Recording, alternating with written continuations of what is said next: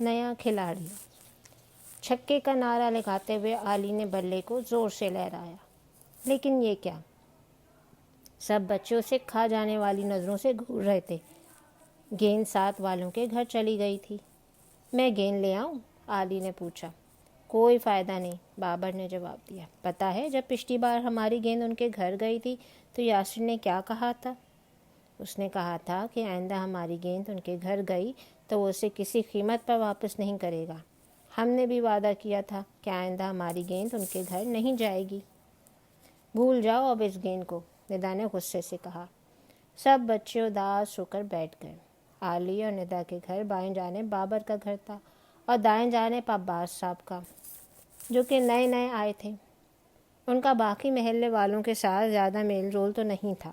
ایک دو بار جب بچوں کی گیند ان کے گھر گئی تو ان کے بیٹے یاسر نے انہیں بری طرح ڈانٹا تھا اور گیند واپس کرنے سے انکار کر دیا تھا۔ بچے بابر کے گھر بھی کھیل سکتے تھے، لیکن انہیں کرکٹ کھیلنے کا مزہ صرف ندا کے گھر آتا، کیونکہ وہاں کھلی جگہ زیادہ تھی۔ دوسرے دن ارم نئی گیند لے آئی۔ بچوں کے لاکھ احتیاط سے کھیلنے کے باوجود گیند پھر یاسر کے گھر چلی گئی۔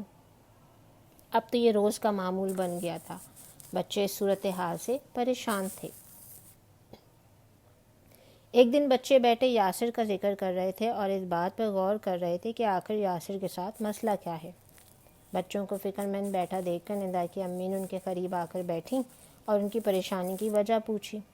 بچوں نے سارا حال کہہ سنایا۔ امی نے پوچھا، کیا تم لوگوں نے اس کے ساتھ دوستی کرنے کی کوشش کی؟ وہ بہت بد مزاج ہے، اس کے ساتھ کون دوستی کرے گا؟ علی نے کہا۔ نہیں بیٹا، ایسا نہیں کہتے، امی نے بچوں کو سمجھایا۔ تم لوگ کوشش کر کے دیکھو، شاید اس کی کوئی وجہ ہو۔ خالہ جان، وہ کسی سے ٹھیک سے بات تک تو کرتا نہیں، دروازہ تک نہیں کھولتا، کھڑکی ہی سے بات کرتا ہے، عادل نے امی کو بتایا۔ بچوں، میرا خیال ہے کہ تم ایک بار پھر کوشش کرو، امی نے کہا۔ دوسرے دن سب بچے یاسر سے دوستی کرنے گئے۔ اسے کرکٹ کھیلنے کی دعوت دی، مگر یاسر نے دروازہ نہ کھولا، کھڑکی ہی سے انہیں منع کر دیا۔ بچے اپنا سا منہ لے کر واپس آ گئے۔ اب بچوں نے ندا کے بجائے بابر کے گھر کھیلنا شروع کر دیا۔ کچھ دنوں بعد یاسر کی امی نے محلے کے سب بچوں کو یاسر کی سالگرہ پر بلایا۔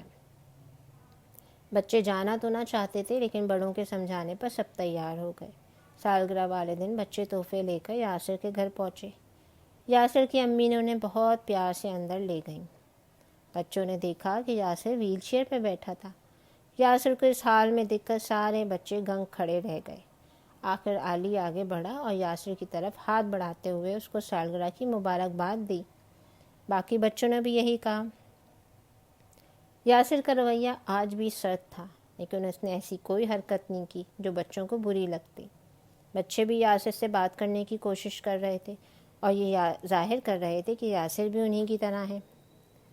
تقریب ختم ہوئی، بچے اجازت لے کر باہر نکلے تو دروازے پر یاسر کی امی نے انہیں شکریہ کے تحفے دیے اور کہا، بچوں، یاسر کا رویہ برا نہ ماننا، اس کی کمزوری نے اسے چڑچڑا کر دیا ہے۔ تم اسے سب کی ضرورت ہے تاکہ وہ ایک عام بچے کی طرح زندگی گزار سکے اور اپنی اس کمزوری کو قبول کر لے۔ بچوں نے وعدہ کیا کہ اب وہ یاسر کے پاس آیا کریں گے۔ اب وہ یاسر کے سرد رویے کے باوجود کبھی کبھی اس کے گھر چلے جاتے، اسے اپنے اسکول کے قصے سناتے، وہ اسے بھی اپنے ساتھ کھیلنے کی دعوت دیتے، لیکن اس بات کو یاسر ٹال جاتا۔ بچے اب امتحان میں مصروف تھے، اس لیے یاسر کی طرف نہیں جا سکے۔ ادھر یاسر اب ان کی کمی محسوس کرنے لگا تھا۔ اس کا دل اداس تھا۔ اسے ارم، اسد، بابر، علی اور ندا سے ملے ہوئے کئی دن ہو چکے تھے۔ اس نے سوچا اور اپنی امی کے پاس چلا گیا۔